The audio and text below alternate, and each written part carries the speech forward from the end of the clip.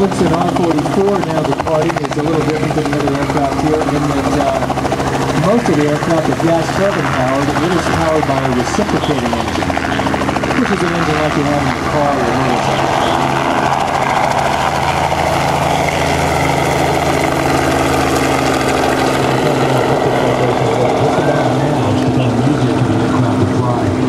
Probably pitched up and started to climb at about the point where effective translational lift took over.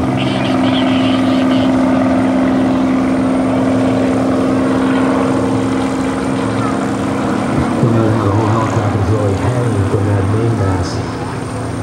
As we said earlier, a helicopter is very sensitive to loading. You've got to be very careful not to exceed the center of gravity, or the helicopter will become uncontrollable.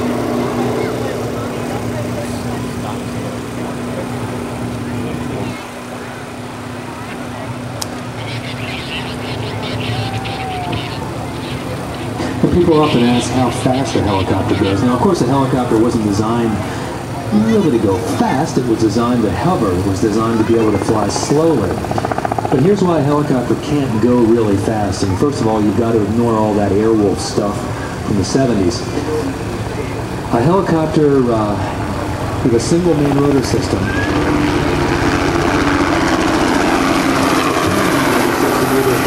Now, most free-world aircraft are rotating that main rotor system counterclockwise. So if the blades coming around on the right-hand side of the aircraft are going into the approaching wind, the blades coming around the left are kind of going with the wind as it flies over the aircraft.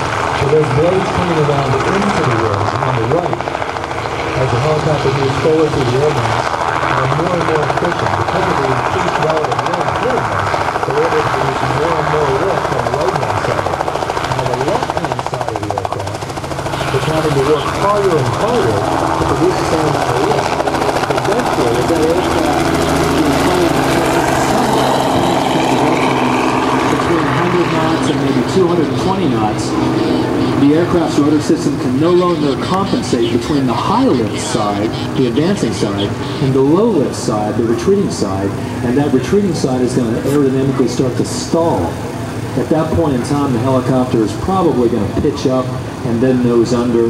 Not a pretty position to be in. The aircraft could quite conceivably flip over if it gets into this condition. That's called retreating blade stall or dissymmetry of lift.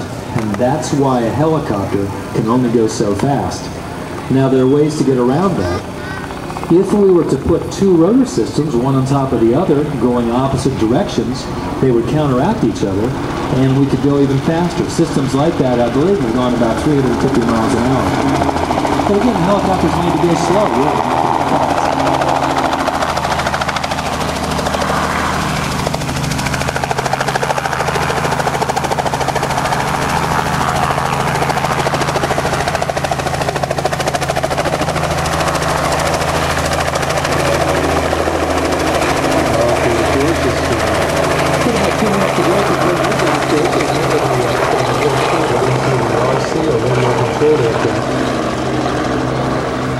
Put on a show for us.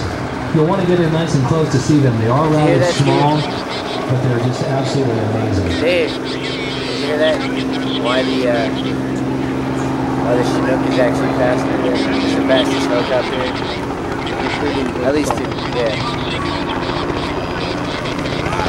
At least in the U.S. Powered by reciprocating typical engine. Really probably uses 100.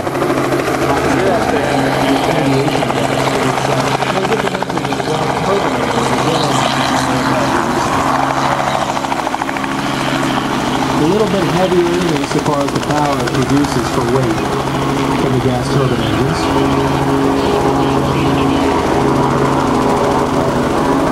Typical helicopter configuration, the main rotor system, and an anti-torque device, which happens to be a tail rotor on this aircraft, compensating, keeping that aircraft straight. Right now with that aircraft in hover, that engine's trying to twist that main rotor system, which it's obviously doing. At the same time, because of Newton's laws of actions and equal and opposite reactions, it's trying to twist that fuselage in the opposite direction.